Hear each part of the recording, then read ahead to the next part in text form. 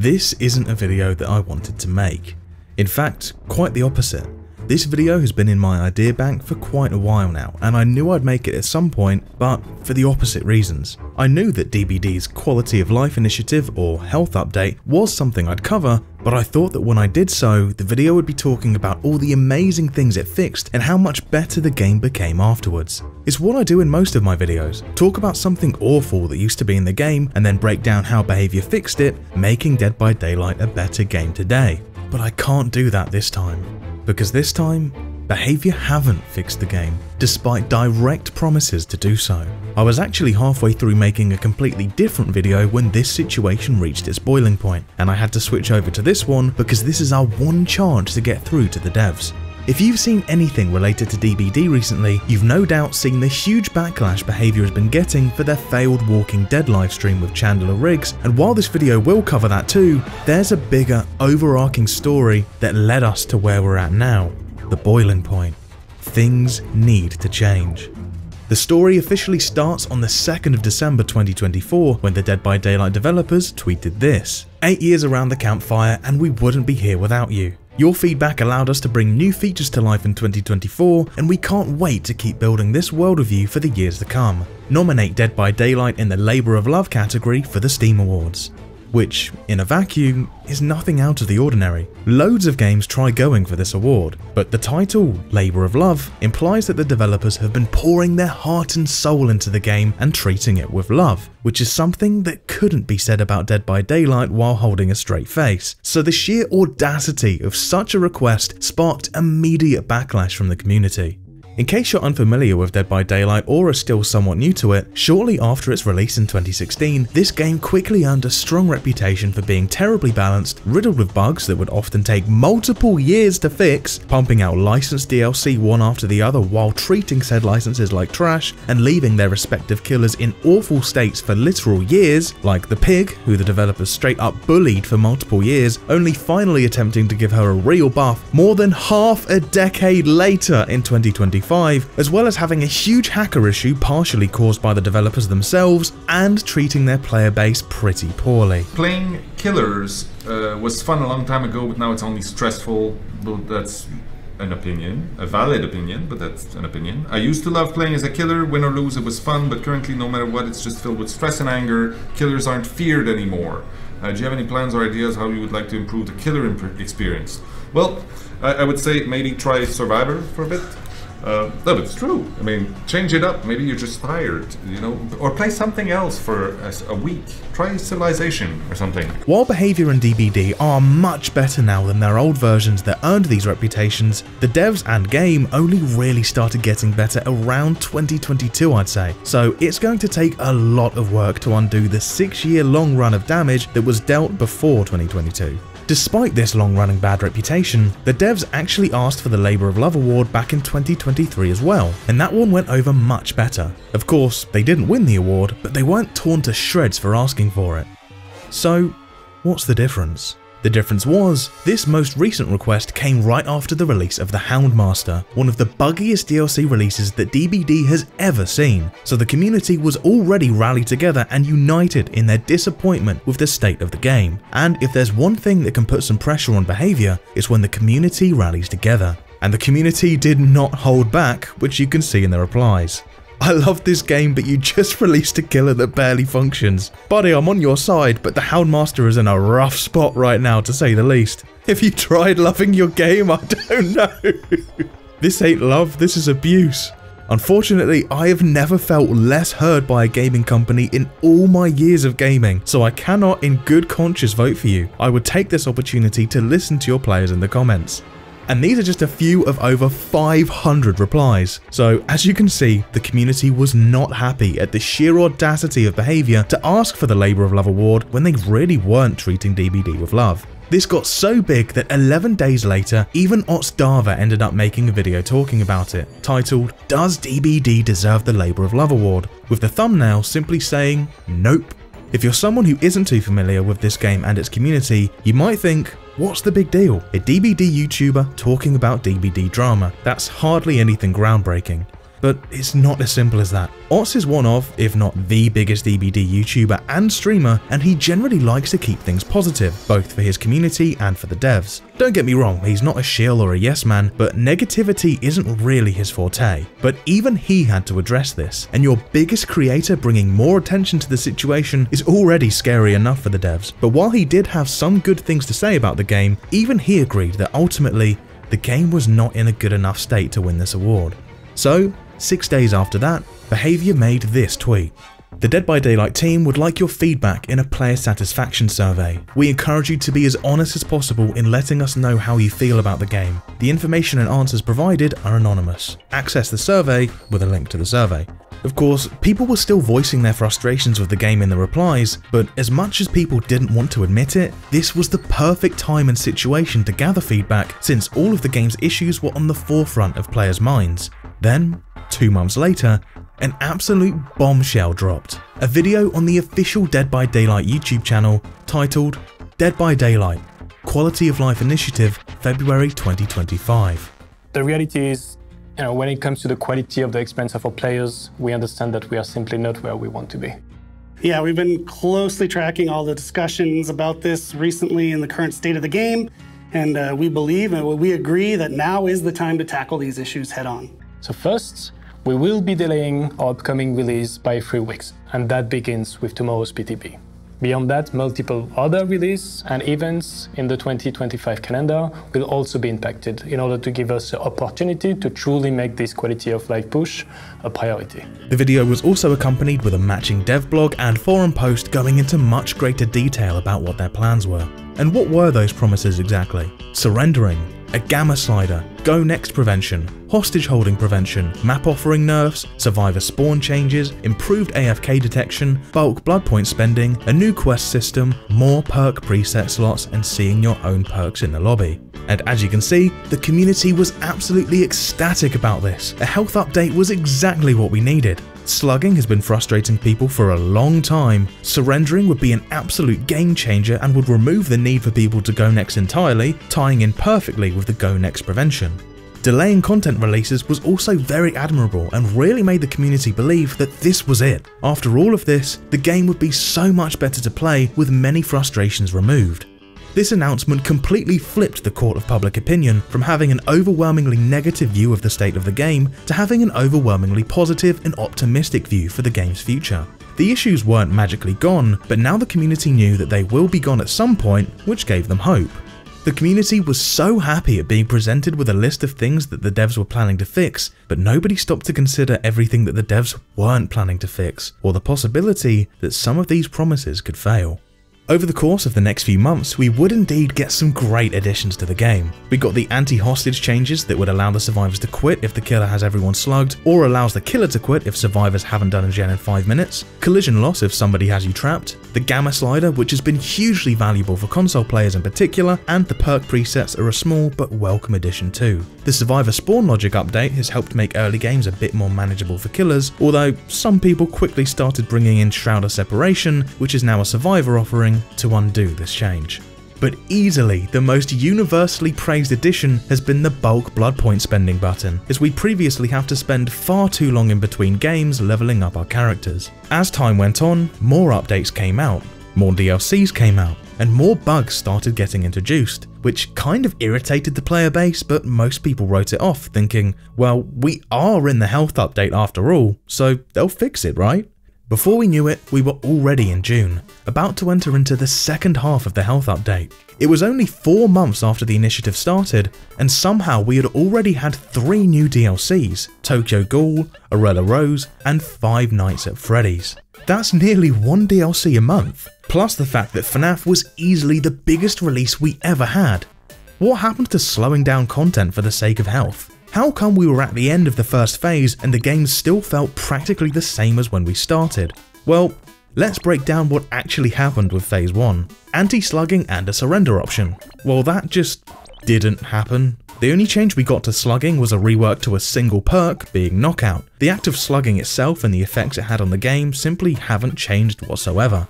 And surrendering still isn't a thing at all. Don't get me wrong, you do have the option of quitting without a penalty when the killer has left all 4 survivors on the floor, or if the survivors haven't done a single gen in 5 minutes, but that's purely to prevent hostage taking. That's not surrendering.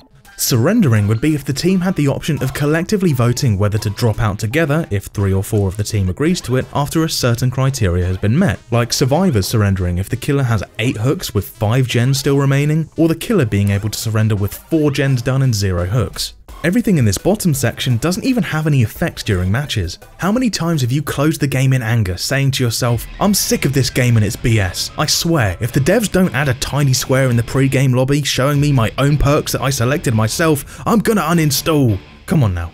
Don't get me wrong, they're definitely nice quality of life changes, but there are some seriously bigger fish to fry. In terms of in-game differences, over the span of the entire first half of the health update, all we got was anti-hostage taking, anti-go next, and more balanced survivor spawns. Undeniably amazing changes that we do appreciate greatly, but far too little, far too late. So what happened? Well, remember how they were going to delay new DLC releases to focus on fixing the game? They did exactly what they said they'd do. Look. We will be delaying our upcoming release by 3 weeks. They shifted all releases backwards by 3 weeks, which, realistically, bought them 3 weeks of time to focus on this entire initiative before heading back to the usual DLC schedule, because it wasn't 3 weeks per DLC, but just 3 weeks for the entire initiative. This means that they either mashed everything out in that initial first 3 weeks when they first announced it, or, potentially even worse and most likely the real case, they've had to continue working on the rest of the health update while also working on all of these DLCs at the same time. I say this is the even worse possibility because we got into this mess from behaviour forcing updates out the door without enough time in the oven, without enough time to fix the issues before release, and barely having enough time to squeeze out fixes for some, but not all of the issues before moving on to the next one. So you take the issue of them not having enough time to iron things out, then stretch their development resources even further with all of these health updates, and you can see how things would likely get worse. They'll have less time to work on the future DLC, which means it will come with even more bugs than previous ones, and will be stuck in this infinite loop forever. And of course, only 1 month later, on the 29th of July 2025, we got yet another DLC release as we entered the first month of Phase 2 of the health update, bringing us The Walking Dead.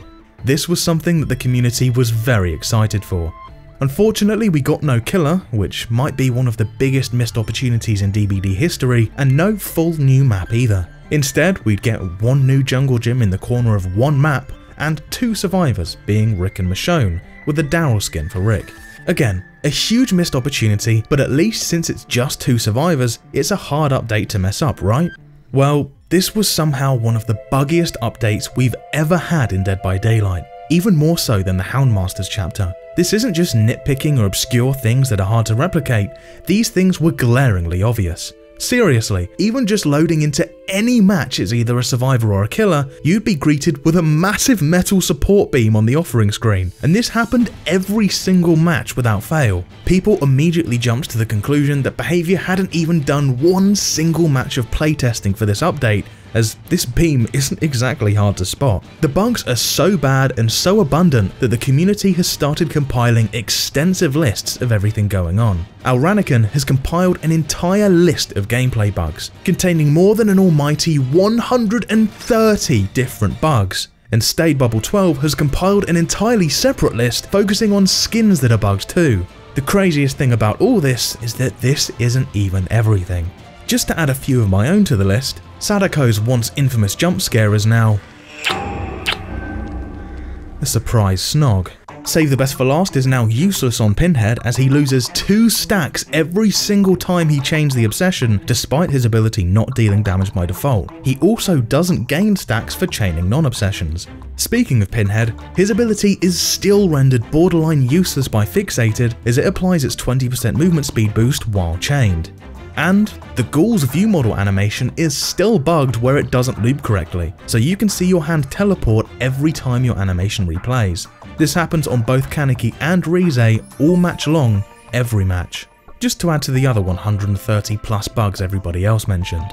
And to top it off, hackers were still running rampant with nothing being done even after their promise to do so back on, and I kept the receipts for this, the 23rd of September 2022. If you don't remember, since 2021, DBD has had a severe cheating problem, unlike anything any other game has seen since Modern Warfare 2 in 2009 with CFG mod menus, due to a culmination of multiple issues. The first of which was when the Dead by Daylight devs accidentally leaked a private, internal development build of the game in 2019 that didn't have anti-cheat implemented, which gave cheat developers the perfect, completely safe breeding ground to develop and improve their cheats undisturbed with no risk of being banned. The second of which was when DBD went free to keep on Epic Games for an entire week in 2021. There were no strings attached whatsoever. Anyone can make an Epic account, claim DBD for free, and get to keep it forever. Of course, surprising seemingly nobody apart from behavior, cheaters made bots to automatically make accounts, claim DBD, and then save the login to a file. This allowed them to generate potentially hundreds of thousands of backup accounts completely for free, serving as the catalyst for the cheating epidemic that soon followed. Hackers now had much more advanced cheats thanks to the dev build, and now had complete immunity to bans thanks to the game going free to keep on Epic Games. This all culminated in a hacking avalanche in 2022 that affected the normal player base and content creators alike, with different cheats even allowing them to trap players in matches for up to 2 entire hours at a time before the server would eventually shut down. Even the endgame collapse wouldn't end the match, and players were forced to either wait in an empty map for 2 hours or quit, invoking a DC penalty. This was lose-lose for the victims, as no matter which option they picked, they still wouldn't be able to play the game. This got so bad that multiple content creators such as Ardetha, Spooky Loops, and myself all made videos addressing behavior, saying, "Enough is enough, sort your game out." While most people boiled it down to something along the lines of "fix your bloody anti-cheat," I was able to provide a bit more insight in terms of an under-the-hood change that behavior could make to help drastically reduce what cheaters were able to do independently of easy anti-cheat. In the video I made back then, I broke down exactly what I thought the issue was. What I think the real issue is how much authority clients have over servers in Dead by Daylight. What that means is that the clients decide things that the server should decide. With lag switches, their client will tell the server, "Okay, I'm swinging my weapon now and the survivor is within range, so they take damage." And the server receives that and proceeds to kill the survivor regardless of the fact they're nowhere near the killer. What should happen is the client tells the server, "Okay, I'm swinging my weapon." And then the server tells the client, well, the survivor is nowhere near you, so they don't take damage. Game clients were deciding things that really the server should decide. Going back to Modern Warfare 2 again, if you try and activate speed hack or super jump while not being the host of the server, you'll just keep getting teleported back to where you should be, because every time your client tries to tell the server that you're jumping over buildings, the server simply replies, "No the fuck you're not." If they had this figured out in 2009, there's no excuse for DBD. And astonishingly, 24 hours after I made that video, Behavior released a blog post addressing the hacking situation, stating, "We will continue to implement server-side validation where possible. This takes authority away from a cheater's game client and puts it on a dedicated server, making cheating much more difficult." Confirming that yes, it was a client authority issue, and yes, they were going to address it. If they did fix the client authority issue, this would not only completely eradicate lag switching, but it would also straight up delete most cheats from DBD entirely. No more speed hacks, no more no-clip, no more holding people hostage until the server collapses, only things like ESP, wall hacks and aimbot would remain, which hopefully easy anti-cheat would then step in and ban people for. Fast forward to August 2025, and our hacking issue is still ongoing. All of the previous hacks like NoClip and SpeedHack are still running rampant, and things have now even progressed to the point where hackers can remotely crash matches without even being in the lobby. It's sort of like a DDoS attack where the server gets overwhelmed and just dies, but instead of sending random garbage packets like regular DDoSing, this seems to be done by the cheaters rapidly requesting to join a player's party, which is what allows them to do it remotely. There was once again a huge uptick in this activity, and players and streamers alike begged Behavior to do something about it. But alas, these cries fell on deaf ears. People eventually figured out that this hack could be completely stopped if the match had every spectator slot filled up, since this would disable the ability to send the join request. people were really frustrated about these problems. It's quite common for us to get angry about these sorts of things since they happen so often, but generally it doesn't amount to much, as other people who don't play as much might say things such as, "Oh, the cheating problem's nowhere near as bad as you're making it out to be, stop exaggerating, etc, etc." Because of course, cheaters aren't in literally every single match at the same time, so we don't all get angry about cheaters at the exact same time, so we don't end up uniting. But despite all these problems, BHVR still insisted on hosting a grand Walking Dead livestream to celebrate the launch of this DLC with none other than Chandler Carl Riggs as the main guest. It was this stream where Dead by Daylight reached an all-new low, taking the worst hit to their reputation that we've ever seen. This was worse than the Korean flashlight incident and worse than the failed esports entrance with Space Esports, both of which I've made videos on before. This was when cheaters targeted the game developers themselves and won. BHVR gathered 4 hugely popular DBD streamers, Ardetha, Ghost Arcade, Mish and G-Burb, to play some private matches with Chandler while they spoke about all things DBD and Walking Dead. The stream started off innocent enough, introducing Chandler and having a quick chat about his experience playing DBD in the past, before jumping straight into a call with the streamers, ready to have some fun. Unfortunately, BHVR decided to give Chandler a headset with a pretty awful microphone, which isn't great for the main star of the show to have. That being said, Chandler and all 4 of the streamers had amazing chemistry and had some great chats. A really professional job from everyone so far. But unfortunately, the entire thing continued to be plagued with a variety of audio issues, ranging from Chandler Riggs being given Zimbabwe Bubba's microphone, poor volume balance on BHVR's end where each person was a different volume, and, what bothered chat the most, an echo. But they didn't hang about for too long, quickly heading into an actual match only a few minutes later. They give Chandler a very quick breakdown of what to do against the artist, which is the killer they're playing against, before the chase starts. Unfortunately, we don't get to see that first chase, as the spectator doesn't put the brand new, upgraded spectator system to use until right as the first survivor went down. I'm starting to get Space Esports flashbacks here. The match would last no longer than 27 seconds before the DDoSing commenced, completely lagging out the server and making the game outright unplayable for our hosts. Alright friends, I think we might need to have restart and we might need to get a full staff list to join this lobby. The match would last another 1 minute before they quit, giving us a grand total of 1 minute 27 seconds. Now, the keen-eared among you may have heard Ardetha say this. And we might need to get a full staff list to join this lobby. Because if you remember, the community had already been dealing with this for some time now and figured out how to prevent the invite spam DDoS attack. So Ardetha quickly told BHVR how to fix the issue. So quickly in fact that he actually finishes explaining the solution exactly 15 seconds after the lag began. 15 seconds, wow, that's a huge boon for BHVR, who were likely panicking in the background now. The scene changes back to facecam only while BHVR figure out what's going on, and again, everyone does a great job of keeping the conversation flowing, keeping things positive, and overall, doing a great professional job. They spend a little over 5 minutes chatting before Otz reminds them that they need more spectators and that he's happy to invite his friends to fill the slots. Do we need more, Otz? Or? We need more. We need more. Okay. Worst case scenario, I can get all my friends to join. I think BHVR folks are like booting up their game and installing the updates or something, but we're gonna politely tell them on Discord to hurry up.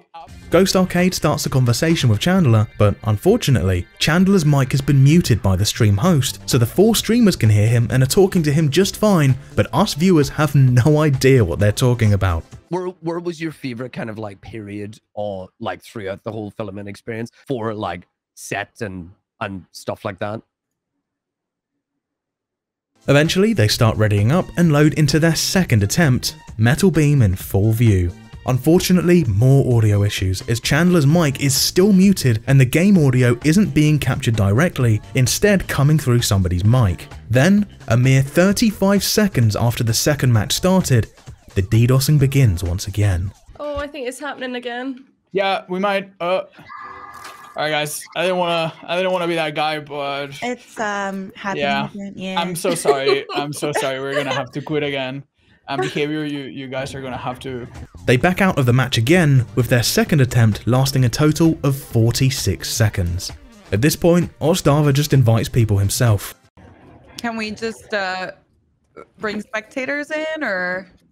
Yeah, I'm just gonna tell my mods. Hopefully they don't have a problem joining. After Otz's mods fill all the remaining spectator slots, they think they're ready before Behavior kicks them all, putting them back to square one. I think that if we're ready up now, Yeah, we should be alright, and this should not happen anymore. So thank you everybody that made that possible. And sorry that you had to sit through this. Oh, never mind. Don't ready up for the love of God. Chandler continues the conversation, but once again, Behavior still haven't fixed his mic.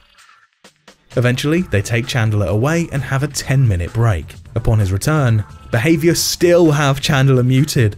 This is absolutely unbelievable. This really is a repeat of Space Esports. Half an hour into the stream, they begin their third attempt at playing a match. Of course, with Chandler still muted. Oh, really? Once again, we can see Behavior completely ignored Otstava's instructions on how to resolve the issue as the DDoSing continues 27 seconds into the match again. At this point, Otz is understandably frustrated with Behavior's unbelievable incompetence. Yeah, guys, I'm so sorry, but I'm just gonna be a bit blunt with Behavior. Before they quit out of the match again. This third attempt lasted a grand total of 59 seconds. Back to Chandler and co having various conversations, remaining professional and trying to keep the ball rolling. Chandler, still muted, starts a conversation about a movie. Oh my god, yes! They proceed to have a lengthy conversation about it, while the viewers have absolutely no idea what they're talking about. 45 minutes into the stream now, and they are still yet to play a single match. A few minutes later, Behavior changed the schedule and switched to a video of Chandler playing a different Behavior game due to release soon to advertise it ahead of release. I feel so bad for these two devs as they're clearly excited to show off their project, but this entire situation is doing no favours for their game. It's like Behavior saying, hey, we know we can't show you gameplay of our main game, Dead by Daylight, since it literally doesn't fucking work, but please come buy our other game. Of course, this game is made by a completely different team, but many people just won't care. After 10 minutes or so of that, the scene switches back to the studio where they ask Chandler more questions for a few minutes before cancelling the stream altogether. The stream lasted 1 hour, 9 minutes and 59 seconds with a grand total of 0 matches played. This was an absolute dumpster fire. They did so much hype building for this stream, got some of DBD's most popular streamers and a huge name being Chandler Riggs on board, so there were a lot of eyes on this, and Behavior made a fool of themselves. The worst part of all? This 70-minute dumpster fire could have been so easily avoided, either by listening to the community's outrage about the hackers ahead of time, or by listening to the advice Otstava gave them 15 seconds after the DDoSing started. Yes, remember, Otz told them exactly how to fix it just 15 seconds into the DDoS and they ignored him entirely. This stream hadn't even finished before I started downloading the VOD because I knew there was no way in hell that this was staying public. And as predicted, the next day, it was gone. Then, a clip started circulating from the POV of one of the streamers. It's from a part of the stream where the devs were on a BRB screen, but the streamers still kept everything visible, and this conversation was caught happening behind the scenes. Otz was saying that like if we fill up the lobby completely with spectators, but is that not going to work? No, not for what this is. Okay.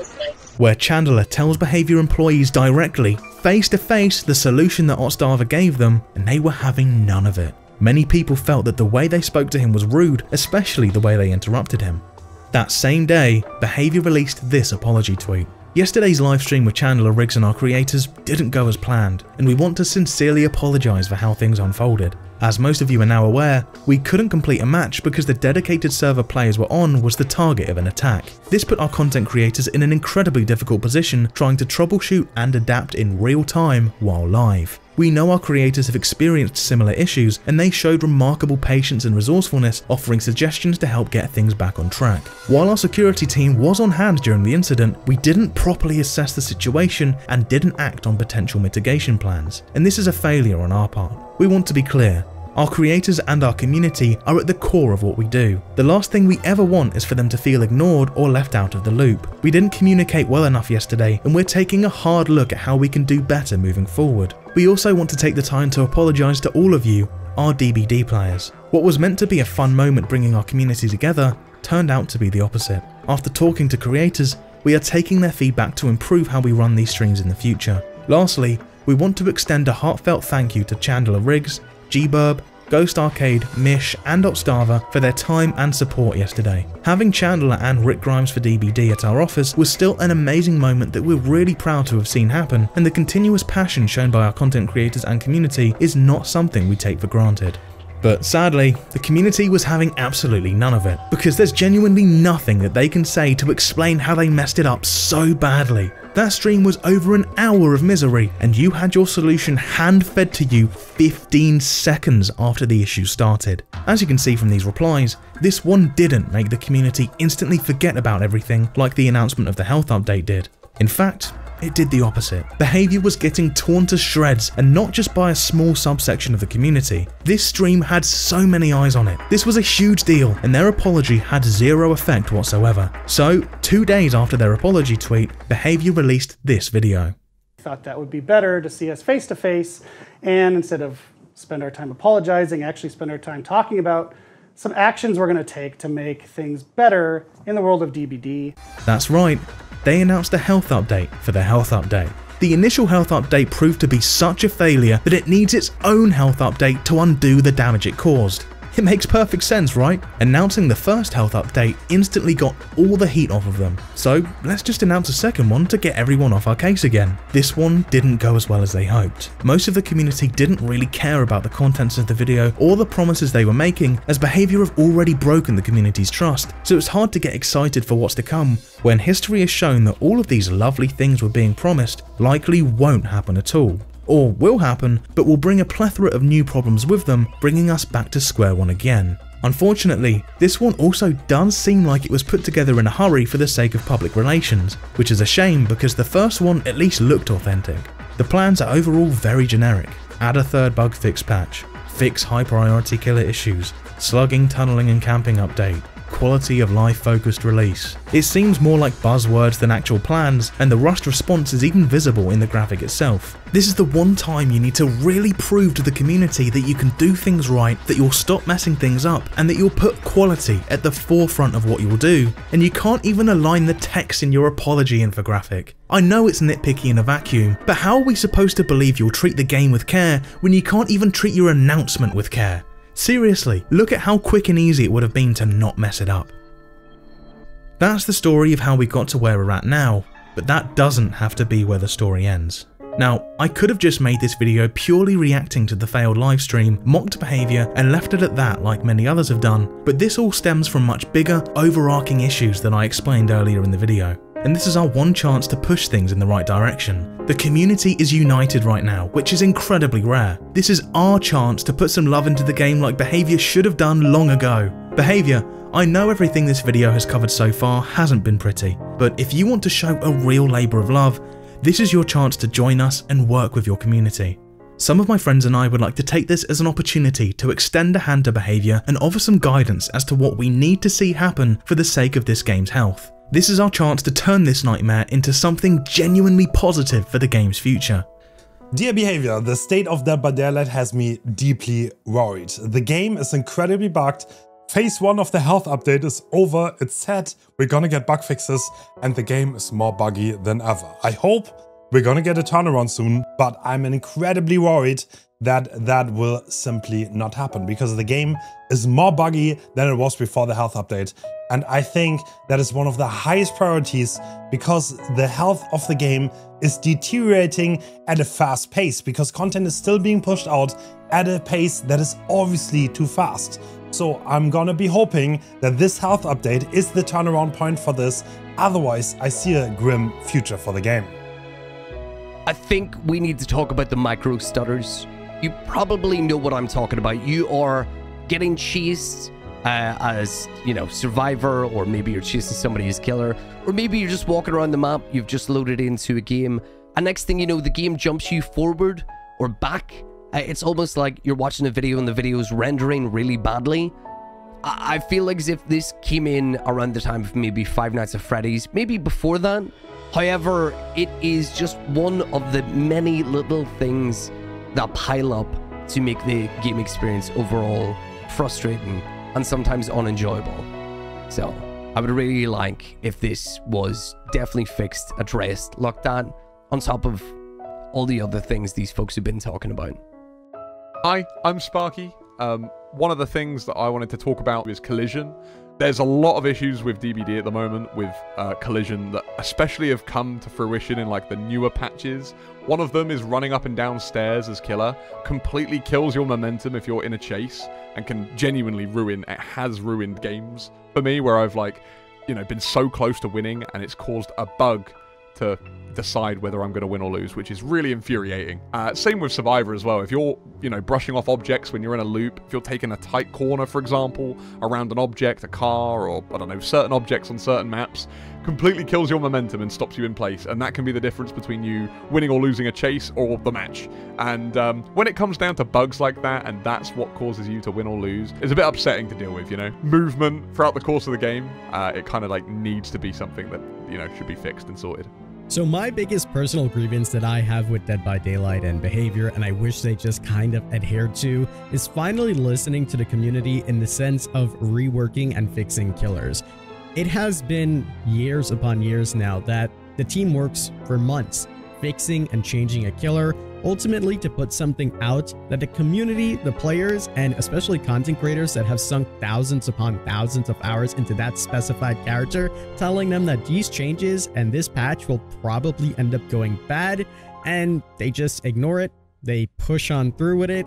Ultimately, the changes are bad, they receive a ton of backlash for it, they're forced to revert those changes and just leave bits and scraps here. That killer is then pushed on the back burner and they move on to the next thing. We have seen countless examples of this, where killers are just left in a weird and awkward state. All of this can just be avoided if they listen to the community, the players, and especially the content creators. Look, I get it. Behavior thinks that sometimes the decision they're going to make is more than likely the best one. But you just can't know certain things unless you spend a lot of time with the character. To me, it's just a waste of time and resources on all fronts, because ultimately everything gets scrapped, the cycle continues, and it just goes on and on and on. We know they're capable of this because they have taken feedback from other creators in the past, and occasionally we do get some awesome changes in these mid-chapter patches, so I have full faith in them as long as they're listening to the community. I really like playing Dead by Daylight, and I always have, but please, behavior, sort out the optimization in the game. The game has had ongoing issues with how it performs. A few years ago, before the engine updates, the game used to run smooth. Like, let's say 2017, 2018, you'd hardly notice any problems with it. However, nowadays, you see a lot of frame drops, stuttering, lagging to the point where your game just crashes. And it seems to get worse with each update. Also, one other thing to touch up on, but not too much, maybe add more customization options for graphics settings. Like, instead of it just being low, medium, high, ultra, allow people to choose what settings they want. Like, let's say someone wants shadows to be high quality, they have it high quality. If they want textures to be low quality, low quality. Like, other games have this nowadays. But DBD is the only one that doesn't have these settings as a normal standard. Many games, Fortnite, Outlast, they have these as a normal setting. But why is it DBD don't have this?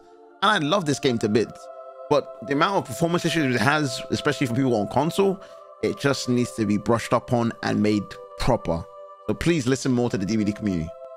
And I would like to take my chance to talk about killer post-animation delay. What I'm talking about is when a killer's animation has completely finished playing, but you're still not allowed to interact with anything for a random amount of time after it's finished. Take the Doctor for example. After you've shocked a survivor, the moment the shocking animation has finished, you can immediately start breaking a pallet or vaulting a window. This is great.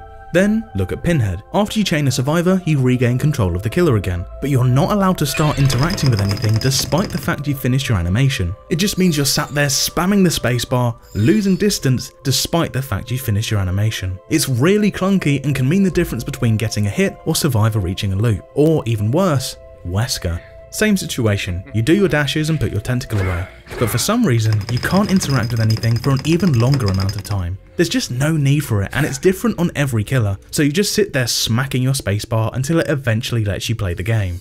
And finally, to finish the video, I'd like to provide some more input regarding cheating and lag switching. Before you roll your eyes, this is something a bit more helpful than just shouting at you to fix the anti-cheat. 3 years ago, last time the community united in frustration about the cheating problems, most people were just shouting about fixing the anti-cheat. But I pointed out how fixing the client authority issues would solve the overwhelming majority of our cheating problems, and, by extension, lag issues such as unfair hits through windows when you're miles away. clients were making decisions that the server should be making. The very next day, you confirmed that yes, clients had too much authority and announced that you would begin working on fixing this, shifting more decisions to the servers instead. Now, of course, you don't need me to tell you that actually making those changes is a very complicated process.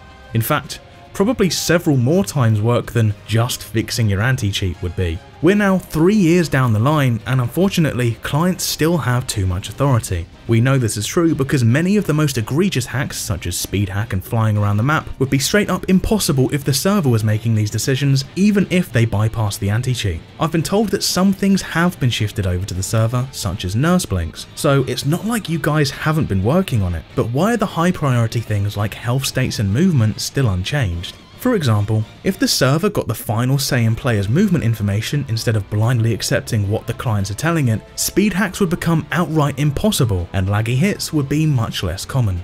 Please, please, please get on this. I know it's a very big workload and it's very complicated, but it's been 3 years and we're still stuck with the same problems we had back then. Additionally, I've recently learnt that my peers actually weren't being unreasonable in saying, fix your anti-cheat, because it turns out it genuinely is as simple as that. If we go into DBD's installation folder, then into Easy Anti-Cheat, we are greeted with Easy Anti-Cheat EOS Setup.exe. EOS meaning Epic Online Services, the free base version of Easy Anti-Cheat that comes bundled with Unreal Engine.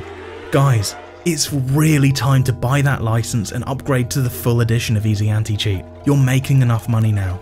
What makes it even better is that it seems, when you buy a license, Epic even offer you support in integrating it into your game properly, so it shouldn't be too much of a burden if you've got Epic themselves helping you. I know it's easy to write this off as some YouTuber talking about things he doesn't know about, so don't just let me tell you, I brought in an expert. Interviews with game hackers are nothing new, even in DBD, but what usually happens is that a content creator will get randomly pitted against a cheater in a public match, then they'd invite said cheater to a Discord call to answer some questions. You might have noticed that in these interviews, they talk and act like bloody supervillains, but quite frankly, the people in these interviews know no more than any random viewer watching this video. These people are merely random players who have spent money and bought cheats from actual developers. They don't know anything other than, me give other guy money and other guy give me cheat program, which is why they act like supervillains. They're making up for the fact that they're nobodies. Skids. So let's cut out the middleman. I reached out to members of the Secret Club. Yes, that's a real thing. A group of some of the most experienced developers, hackers, and reverse engineers in the world, with people from all walks of life, from anti-cheat developers at Riot Games to some of the top cheat developers on the planet, and found somebody with over a decade of experience in reverse engineering popular games and anti-cheats, as well as developing cheats for said games. My contact decided to remain anonymous for various reasons, whether that's to avoid trouble from behavior or due to a conflict of interest from the community, given that this information is provided to help behavior instead of the cheating community. This is what they had to say. When we were talking, you mentioned that cheat developers use DBD as practice for bypassing Easy Anti-Cheat before moving on to other games like Rust. Why is that? I think that's just preference because DBD accounts are cheap and EAC has always appeared to be weaker or not fully leveraged. Put a different way, DBD and Rust EAC more or less have similar checks in their entry point and during runtime of the game, but it appears to be less aggressively pursuing flags. Additionally, if you get banned on DBD while toying with what works and what doesn't, it's easy to get another account. Okay, tying into that, DBD uses the free version of Easy Anti-Cheat that comes bundled with Unreal Engine. Do you think upgrading to the full version would have any tangible impact? I think it would have a meaningful impact if integrated properly. In the past, there were games where you could still launch and connect to the master server and play online with EAC disabled, which was accomplished through modifying a config. This is a problem DBD encountered a long time ago, but has since remediated, and they're not the first. Earlier you mentioned bypassing SSL pinning. What is that and what does bypassing it allow you to achieve? So SSL pinning is just embedding a copy of the server's SSL certificate, public key, in the game or application. When a client establishes a secure connection to a server, the server presents its certificate and then the application matches the public key against the pinned data, or the embedded certificate. If the given certificate matches the pinned one, the connection proceeds. Otherwise, the connection is closed and there's no additional exchanges. There's two methods they use. Static pinning, when they hardcode a public key into the client, but this requires the client to update if any changes to the server are made. Or dynamic pinning is the alternative, which caches the public key, or certificate, after an initial connection and then that's checked in any sessions created later. It's usually an attempt at defense in depth to prevent man-in-the-middle attacks. The reality is that bypasses are a dime a dozen. Some apps make it more difficult than others, but usually it's a few simple patches. Bypassing it would allow someone to replay or modify API requests responsible for unlocking things like DLCs, items, characters, etc. Bypassing pinning can be as easy as replacing a resource file for the game, as was possible in 2022 for DBD, to avoid the client rejecting self-signed or tampered with certificates. A new method exists, and all that's required is that you intercept the inventory response and replace it with a maxed inventory, whether that's all characters or items, etc. At this point he gives a quick breakdown of how to do it. I'm not going to broadcast that for obvious reasons. Of course, you're aware of the client authority issues that we've been dealing with for over 3 years. If the devs fixed it, what type of hacks would become impossible and which ones would remain? I don't know all the issues that have been experienced. I don't track the DBD pay hack scene, but I know teleporting, accepting malformed data from clients resulting in game crashes, as well as full inventory unlocks. When a game relies heavily on client-side authority, that typically means a server will trust the client when reporting player positions, actions, player state transitions, etc. Teleporting was possible in PUBG because of this kind of issue, pulling all players to a position or placing yourself somewhere else. EFT had an issue that allowed a form of no-clip because there was no Z-clipping, which allowed for a battle-eye safe no-clip.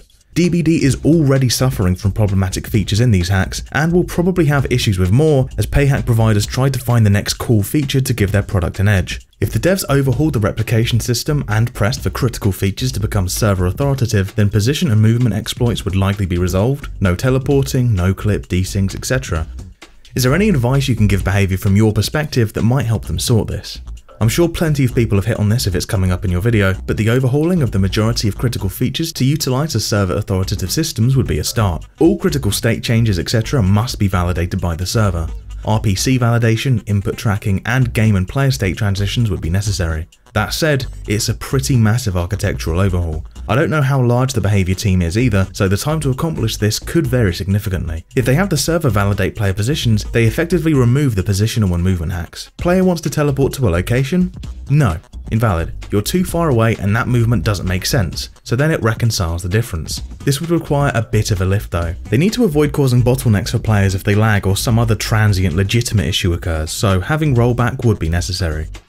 Building on the previous example, player is moving, jumps to a new location slightly outside of maximum movement, maybe they lag and their position suddenly updates. Server validates and corrects the client, but the client needs to show that immediate feedback even if it's wrong until the server repositions them. It's the same kind of server validation that was done on Halo PC 2004. If you enabled super jump and were not the host of the server, all other players would see you jump normally, but on your screen there would be a moment where you're ascending higher and higher, almost lagging upward, then it would plant you back on the ground. If a game engine written in 2004 can achieve this, people using Unreal Engine most certainly can as well, as it's already available to them. I think it's important people give them time to do this though, because it's not always a simple fix. The specifics are obviously going to be up to them, but general critical features need to be moved. Limiting hackers to ESP and aim prediction, like Huntress axes, is still an improvement. For several years, it was common knowledge in the cheating community that DBD didn't even have EAC implemented correctly. But you mentioned that that's no longer the case. Would you say DBD's implementation is now fairly good? As far as I know, EAC is properly implemented. One of the problems that gave it this designation was that there were issues with being able to connect to live game servers without EAC, which has since been rectified. Another was the same type of thing far earlier and was done through disabling Steam Cloud, but this was 2017. So overall, a lot of the same things that I've been saying here. Thank you to Secret Club for taking your time to do this. So there you have it. Behaviour, we love Dead by Daylight, but right now we need you to show us that you love it too. This video is a perfect opportunity for you to link up with the community and let us know that you're genuinely listening for real this time.